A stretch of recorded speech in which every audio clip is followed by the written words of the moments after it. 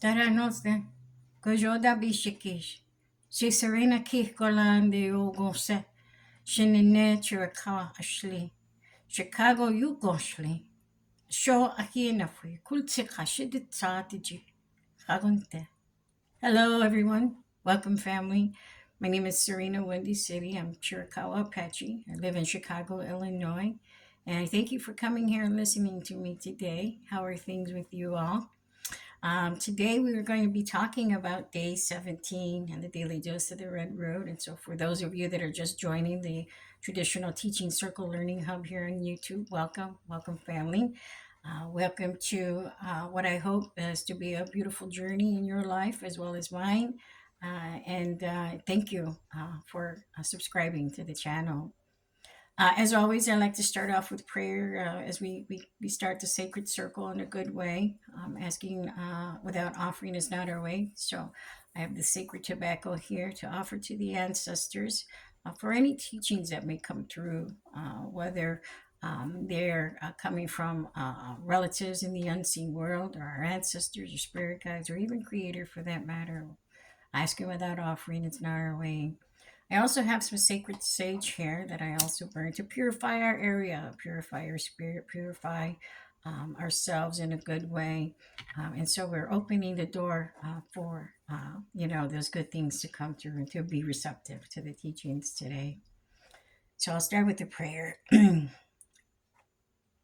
Wopila wakantaka, wopila tankashala, wopila unchimaka, wopila tate dopa, wopila meni vachomi.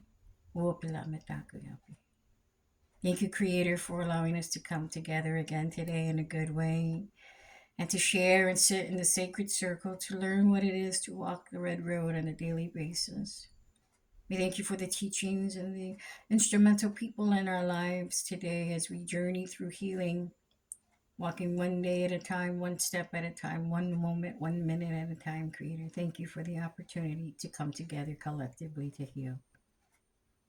We want to thank those relatives that we see, the two-legged, the four-legged, the creepy crawlers, the slitherers, the swimmers, the plant nations, the standing nations, the winged nations.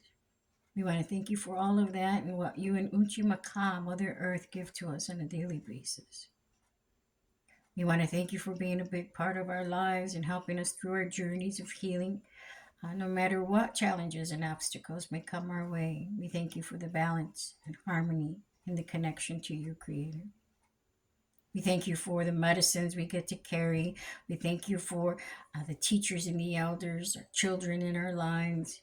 We thank you for those teachings, ancestral and teachings from today's elders, peers, students, children. We thank you for everything that you provide for us, you and Mother Earth, to help us with our nourishment and sustenance, to help us with ailments and illnesses, to help us when we need just a safe place to come together and sit. We thank you for those relatives that are out there sharing their messages, carrying their messages of how they get through. We want to thank you for those ancestral teachings that we have inscribed in our hearts, every one of us. No matter where we come from or where we sit on the medicine wheel, we know that we are all related. We are all one. We all have medicine, and we are medicine. Thank you, Creator, just for allowing us to have these platforms to reach out to the mass of our people, relatives, all walks of life, those who are willing to listen to the message, to share, come together in a good way, Creator. We thank you for all of that. I mean no harm in what I say or do, and I hope the relatives don't mean any harm in what they say and do when they come to these circles and after. I ask that you bless each and every one of my relatives here in the circle and those who may not join today. Those who are walking in their world, walking in their life, walking their own journeys on the Red Road daily.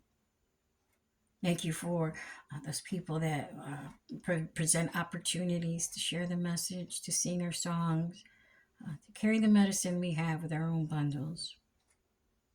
And thank you for allowing us to wake up and draw breath, most importantly today, Creator, so that we can fulfill our purpose for the day, so we can continue in our healing journeys in a good way, and so we can share with others what it is that we've learned in our journeys.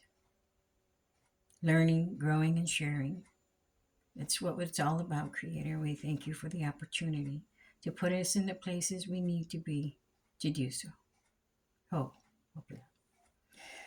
All right, creator. All right, relatives. Yeah, creator too. I just want to start out by saying it was a beautiful morning. I was invited to talk, to share some of my teachings with the morning, breaking the cycles this morning, and it was an amazing journey. I took them on a journey to the unseen world to go talk to some relatives that they may have not seen or ever met. To convey messages, to sit with them, to sit under the sacred tree, to work with our root chakras and say three positive affirmations as we went through each chakra. Grateful to have been able to sit with such a room with beautiful relatives that were receptive to the teachings, open-minded, and willing to take that journey with me. And I got to see my daughter, my mother, and my father under that tree.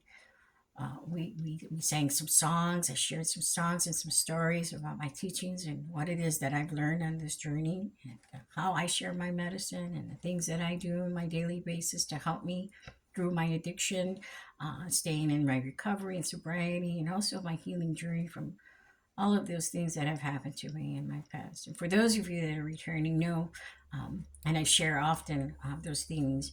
While I don't glamorize it and don't talk often about those things, there's a place that we need to go to sometimes to visit.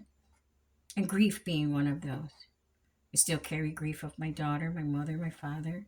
And as I've shared in my other videos, I've shared about Sundance and the gatherings and how I realized that standing under that beautiful tree, that Sundance tree, I had so much still inside of me that I didn't even know that I carried. And I was able to pierce under that tree. I was able to dance in front of that tree. I was able to sing and offer flesh offerings. And I was able to let it go. Everything. I don't feel a sense of hindrance anymore. I don't feel a weight on my shoulder. I feel completely free. My spirit feels free. And while I have to continue in my journey and stay proactive in my recovery and sobriety just as much as I do in my healing journey, it doesn't feel like such a chore anymore. It doesn't feel like I have to. Now I want to. Now I'm willing to. And it doesn't mean that you have to go to Sundance or to a sacred ceremony, because you can conduct these ceremonies within your own home. You can have your own sacred fire. You can have your own water, as we sang to the water. We sing and we should honor the water every morning. We should water it. We should honor it, I should say. And, because we are 85, depending on the data, 85% of mostly water. And so as we honor the water of Makan, Mother Earth, the universe, we honor ourselves. The water is alive. Water is life. We honor the sacred tobacco. We offer that tobacco by offering it to our ancestors and relatives in the unseen world. So we open the spiritual doorway in a good way, with no malevolence, with nothing negative coming through. We honor that. We also close the door in a good way. I have my sacred plant here. One of them actually was gifted to this at Sundance. Actually danced with me at Sundance. So I have to say, I had it on the sidelines when it was gifted to me by one of the camp ladies who had a store there. So thank you, Sandy, for that. Thank you, Kathy. I appreciate that. So it sits with me here. So it gets all the healing, all the talking, conversation, and shares with this other beautiful flower that I was told what it is, but I'm not quite sure. If you know out there, please let me know so I can do some research on the plant. They sit together in there as we sit together here in the sacred circle. And I have my favorite stone, a stone that was gifted to me when I started my sobriety journey. It is obsidian. It is a protection stone. It is a stone that will help me to facilitate circles in a good way, to open up those spiritual doorways. You can do more research on obsidian and what its uses are for, but for me, it's protection, balance, grounding, harmony, and to facilitate and open spiritual doorways as I conduct these talking circles. And so I'm protected with this, and also the white light of protection of Creator that I always envelop myself in when I'm driving, when I'm sitting in these circles, when I'm sharing, when I'm in person somewhere. And so I invite you to utilize whatever it is you find that I share with you, and apply it to your medicine bundle if it helps you. So today we're going to talk about the daily dose of the red road. Grateful for, the opportunity to become an international established Indigenous author. My first book, The Daily Dose of the Red Road, was birthed March 26, 2025. And thank you to my publicist for even giving me the courage to put pen to paper, or keyboard to desktop, if you will. And while I was doing my morning meditation, and I took them on a journey to their unseen world to go talk to their relatives, to share, things that were on their heart, that they felt that there was unsaid or left without closure. Many of them had some great feedback. A lot of them had some healing happening, and those tears were coming down. And I'm just grateful to be able to have taken them on that journey, a journey that they can go on by themselves if they choose to.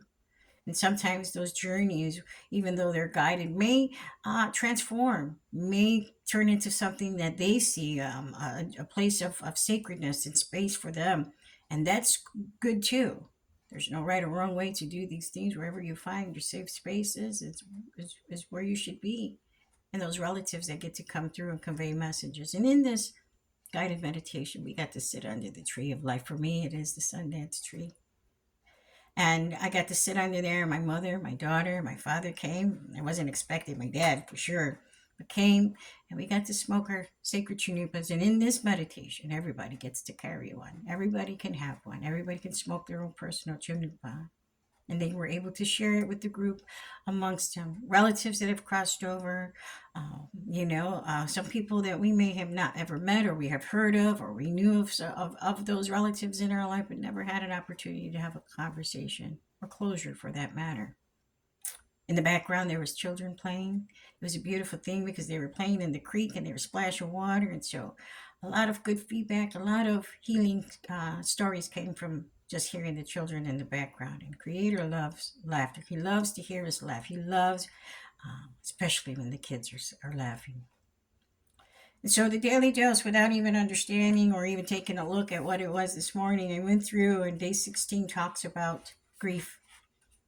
And I didn't have an agenda. I never do. I always speak from my heart. I always let Creator and my ancestors, as well as my spirit guides, guide my conversation. Give me the words that I'm going to say. I get out of my own way to become the hollow bone, and things just start transmitting, downloading.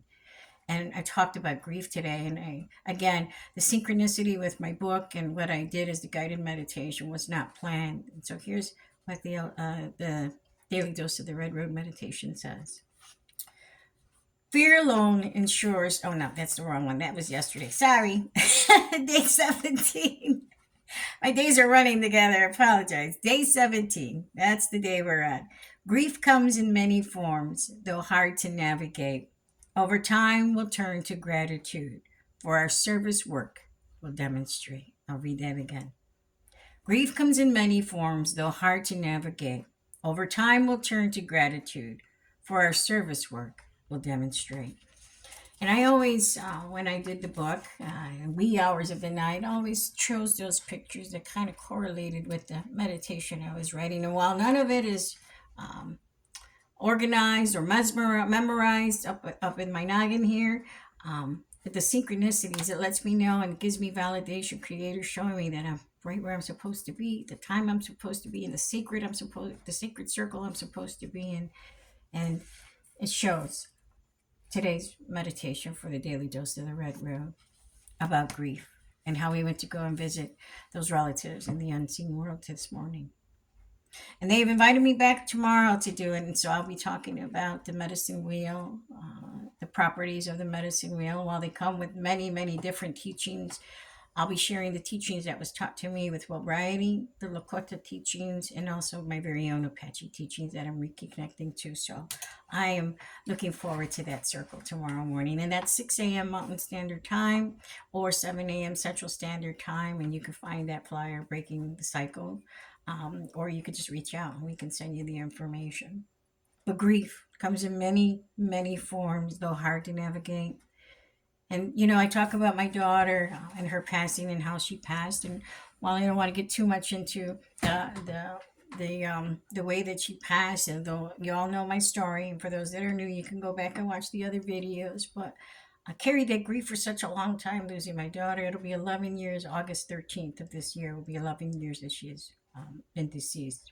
Just celebrated her 35th birthday. If she was still here in this world, in this incarnate, she would have been 35, June 11th, and celebrated to honor her birthday.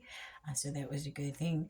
But I didn't know what to do with all that grief that I carried. I didn't know I had so much grief because I put myself into work as a behavioral health counselor and being of service to other people and continuing my journey and staying proactive in my sobriety recovery. Um, I was so caught up in doing all that that I found myself even driving to work 2 hours and 15 minutes to get there one way, uh, busy all the time, never really um, processing or dealing with in my appropriate way, the way that a mother should have mourned her daughter because she completed suicide. She was 24. And so when I put myself into work to help others, to make sure that no other person fell through the cracks, and everything that I didn't learn or didn't do with my daughter, I'm trying to do with other people. And, and at the earlier time when she passed away, still navigating my own addiction. And so learning all this stuff, and I'm happy to say I'll be celebrating 6 years this year. Grateful to the Creator, to all my teachers and all the people in my life, elders, and that continue to keep me going and gently nudge me, and Creator putting me in those places to continue my healing, sobriety, recovery journey. Talking about those things, because each time I do, I shed that layer, I peel that onion layer, I make more room for goodness to come through.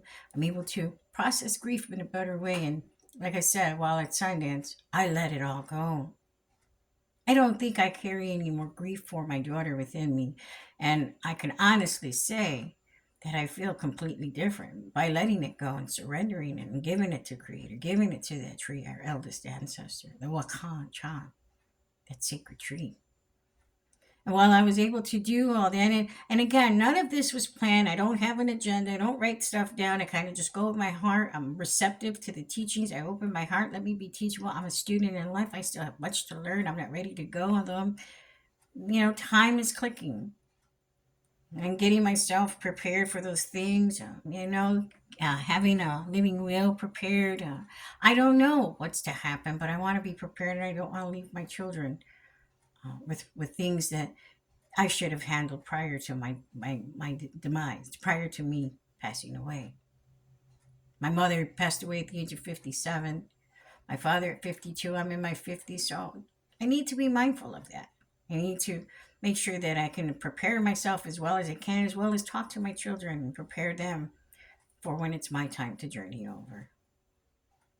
But as I do this, and as I walk through, and the grief that I feel or that I carry, no longer for my daughter, because there's grief I still carry, for my mom that I really didn't um, allow myself, because she was my best friend. She was everything to me. She still is, but just in a different form. My father, getting to know my father, reconnecting to my father, in and out of my life, father. I'm grateful for the time I got to be with my father, to know where my laugh comes from, where my nose comes from, where my quirky jokes come from, to learn about that, and to have an opportunity to actually spend some time with my biological father. I'm grateful for that.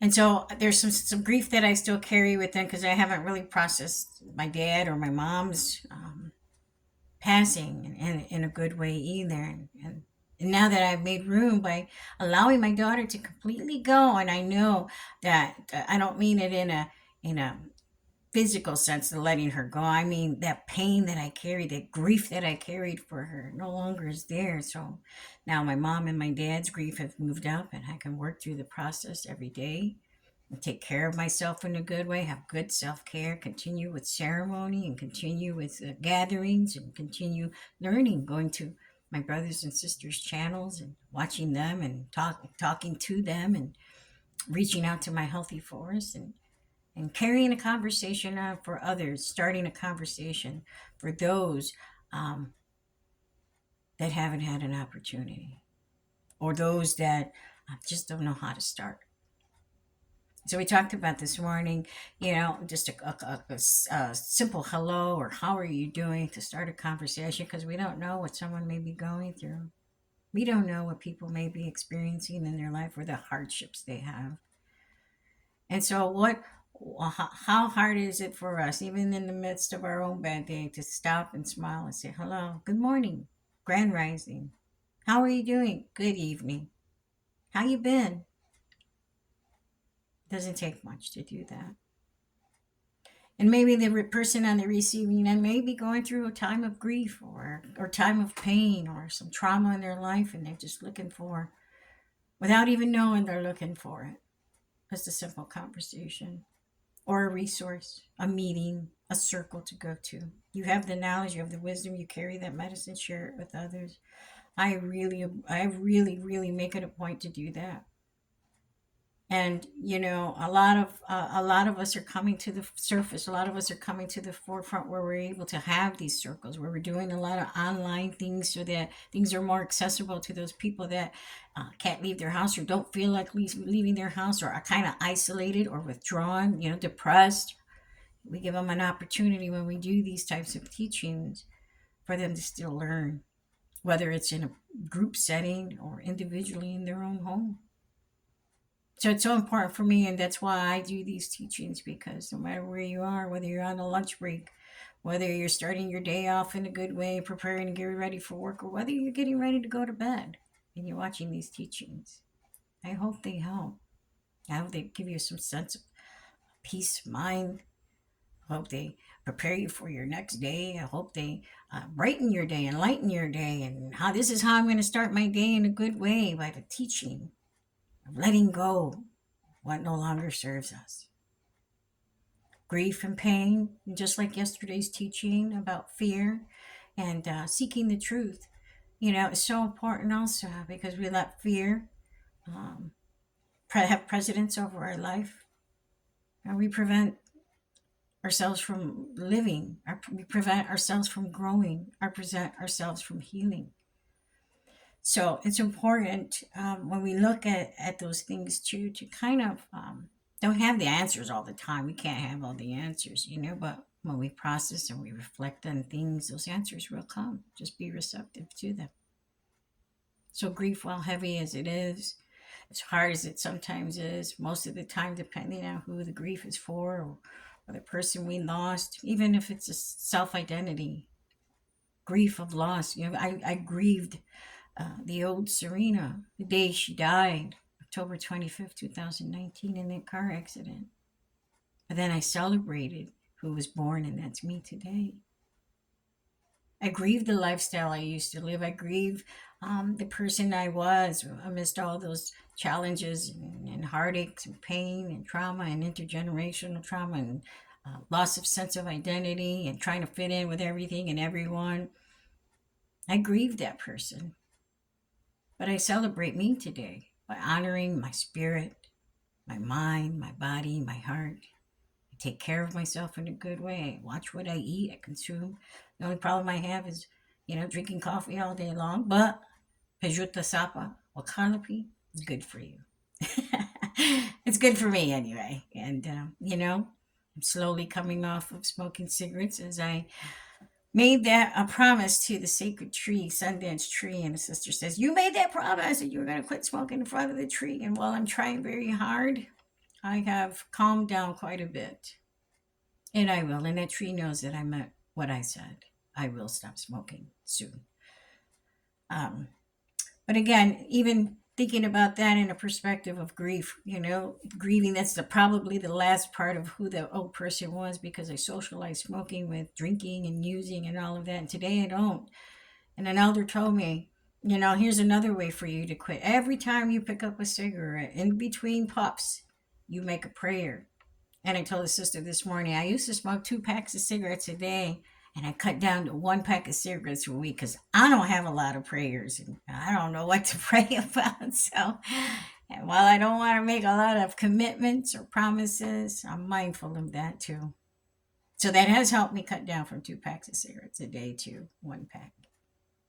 Grieving the old person I used to be, grieving my daughter, grieving my parents, grieving life. You know, when you lose things like a job, a position, grieving that. You know, when I transitioned and quit my job, I grieved it. I lost a sense of identity as a counselor, didn't know what I was going to do afterwards, or much less how I was going to pay my bills. I left because I trusted in the Creator. I did a 4-day hamblecha for myself. I went into the sweat lodge and fasted for 4 days. And New Year's Day, I woke up with the thought, with the idea, and with the intention of quitting, and I did. After 1.5 years of contemplating and 6 months of changing that date on the resignation letter, I finally quit. But when I did, I grieved that person that used to be. How am I going to help the community? How am I going to be of service? How am I going to provide services and resources for suicide, diabetes, fitness and nutrition, clinically, mentally, emotionally, drumming and singing culturally, sweat lodges? Oh, how was I going to provide? And an elder reached out to me and said, you know what? You do a disharm. You do a dishonor, I should say, carrying that lodge and not using it. You do a dishonor carrying a pipe and not using a community pipe. And for over a year, when I was gifted that community pipe, I didn't use it for the fear of what it was. I accepted it and I knew that the responsibility and still learning what it is to be a pipe carrier. And I'm not saying that to boast about. I'm saying the responsibility of being a pipe carrier for the community. And so when he said you dishonor the pipe in the lodge for having it and not using it, because it's true. As somebody who walks with that medicine, it is my duty, my obligation to help the community. My ear is ringing very loud right now. And so once he told me that, then I started to get the courage. I went into a sweat lodge for 2 days and I talked to the source. I talked to my higher power, to Creator. And I asked him to give me the courage. Am I worthy of carrying it? Am I worthy of carrying the community pipe? Am I worthy of doing these, of singing these songs, of sharing this medicine that I've been gifted with? And only one answer came, and that was yes. And so I did. I trusted in my heart. I don't do things from ego or pride. I'm a gentle, common woman. My only mission is to help people. My only purpose is to save lives, as many as I can, as much as I can, to empower people, to educate people about these things, these challenges, especially in Indian country, but all our relatives who face such challenges.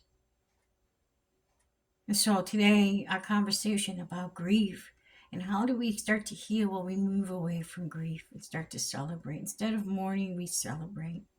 Like I used to said in another video, honor those relatives, honor your ancestors, honor your spirit guides, honor Creator, honor yourself, your spirit in a good way. And when it's time to cry, let yourself cry, but don't get stuck in there. Move yourself in a productive way, in a positive way, and change your thought process. Go out and do something that's different, that's positive. Buy yourself an ice cream, a new pair of shoes, a pair of jeans. Go in your garden, go sit by the water, do something different. But allow yourself to grieve, no matter what you're grieving for. I'll end right there because that's all I'm getting is a download. But, my final thought, just to summarize really quickly is, take time for yourself, have grace for yourself. We don't know everything. Ask questions. Allow yourself the time and space to do things, and do it, in your own time. Grieve in your own time and celebrate all the time. I love you all. And before I let you go, I'm going to read that one last time. Day 17, Daily Dose of the Red Road. Grief comes in many forms, though hard to navigate. Over time, we'll turn to gratitude, for our service work will demonstrate. Everything that I learn, everything that I do, I share with others, because it's not mine to keep. And I ask and encourage you to do the same. I'm going to sing a song out. I was gifted this beautiful rattle, and I don't want to go over my time limit, but thank you, Elder Dave, for giving this Red Hawk, for gifting me this at Sundance. The day before, I had just gifted our chief, when I petitioned to dance, a smaller rattle, And after expressing why I wanted to dance and who I was dancing for, besides all my relatives, my daughter, my son who's still in his addiction, and I'm calling him home, and my own healing journey, I gifted him the rattle I had. And this came to me the very next day with this beautiful deer hoof and the thunderbird on the back. So just wanted to share that. So here we go. Ate wa kantanka humakiayo heyo wani wachielo wani wachielo heya hey ate wa kantanka humakiayo heya heyo Uchima cheche cielo, hey hey wani wa cielo, wani wa cielo, hey hey. Ake wa kantanka o makiayo, hey hey. Ate wa kantanka ho makiayo hey hey oh. I probably messed that song up, but it's just but I'm gonna sing you another song because I think I messed it up. But, so grateful to get the opportunity. My elders say it's never about performance, it's always about prayer. So I'm grateful for that. So, and the beautiful gift to sing that song. So thank you, relatives. Have a wonderful day. We'll try again next time. Same place, same time, same bat channel. The Traditional Teaching Circle Learning Hub. Hope. Mobla.